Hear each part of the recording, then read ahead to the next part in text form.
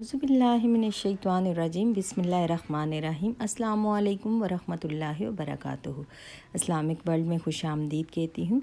आज आपके लिए सूरह यासीन की एक आयत का बहुत ही मुजर्रब वजीफ़ा लेकर आई हूँ। ये जन्नत के कलिमात हैं और ये वजीफ़ा रिज़्क़ में बरकत के लिए बहुत ही मुजर्रब है। आप इस वजीफ़े को किसी भी मकसद के लिए पढ़ेंगे, इंशाअल्लाह ताला वो मकसद ज़रूर पूरा होगा।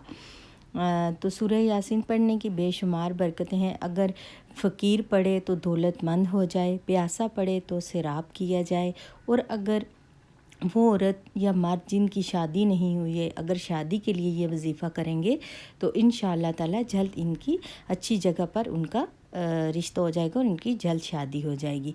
किसी भी किस्म की बीमारी के लिए अगर पढ़ा जाए तो अल्लाह ताला उसे शफ़ाए कामिला अता फ़रमाएंगे। अगर कोई कैद में है वो पढ़े तो जल्द रिहाई हो जाएगी।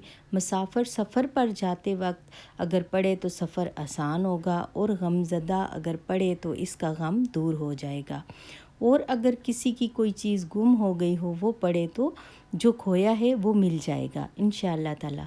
ये बहुत ही मुजर्रब आयत है। इसको पढ़ने का तरीका ये है कि आप किसी भी टाइम इसे पढ़ सकते हैं, और अव्वल आखिर आप एक एक बार दुरूद शरीफ पढ़ लें। दुरूद पाक कोई सा भी पढ़ सकते हैं आप, दुरूद इब्राहिमी भी पढ़ सकते हैं, और दरमियान में आपने 1469 बार यानी 1469 बार आपने पढ़ना है। इंशाअल्लाह ताला जिस मकसद से पढ़ेंगे आप, जिस मकसद के लिए भी आप पढ़ोगे, इसको मुराद पूरी होगी। ये सूरह यासीन की आयत नंबर 58 है। सलामुन कौलन मिन रब्बिर रहीम, सलामुन कौलन मिन रब्बिर रहीम। ये आयत बहुत ही ताकतवर है, इसके अंदर बहुत ही ताकत और बरकत है। और जब भी कोई मुश्किल दरपेश हो या कोई भी हाजत हो या किसी भी बीमारी के लिए आप ये पढ़ सकते हैं, तो इंशाअल्लाह ताला आपकी हर मुराद पूरी होगी इंशाअल्लाह ताला। मुझे दुआओं में याद रखिएगा। इजाज़त चाहती हूँ। अल्लाह हाफ़िज़।